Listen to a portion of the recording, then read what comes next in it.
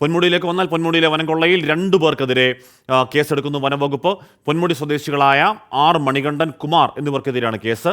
മരമുറിക്കലിന് നേതൃത്വം നൽകിയ വനസംരക്ഷണ സമിതി അംഗത്തെ കേസിൽ നിന്ന് ഒഴിവാക്കി എന്ന ആക്ഷേപമുണ്ട്. സംഭവത്തിലുടൻ വനം മന്ത്രിക്ക് റിപ്പോർട്ട് കൈമാറും. 24 ഇംപാക്ട്. പരിസ്ഥിതി ലോല മേഖലയായ പൊന്മുടിയിൽ നിന്നും ചെറുമരങ്ങൾ മുറിച്ചു കടത്തിയ സംഭവം 24 ആണ് പുറത്തുവിട്ടത്.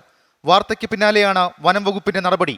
പൊന്മുടി സ്വദേശികളായ മണികണ്ഠൻ, കുമാർ എന്നിവർക്കെതിരെയാണ് കേസെടുത്തത്.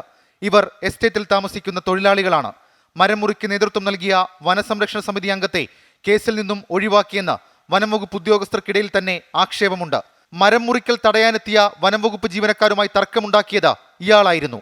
വനംവകുപ്പ് ജീവനക്കാർ മൊഴി നൽകിയിട്ടും പ്രമുഖനെ ഒഴിവാക്കിയെന്നാണ് ആക്ഷേപം. അതേസമയം മുറിച്ച മരങ്ങളുടെ കണക്കെടുക്കാനുള്ള പരിശോധന 3-ാം ദിവസവും തുടർന്നു. അടിയന്തരമായി വനം മന്ത്രിക്ക് റിപ്പോർട്ട് സമർപ്പിക്കാനും നീക്കം നടക്കുന്നുണ്ട്.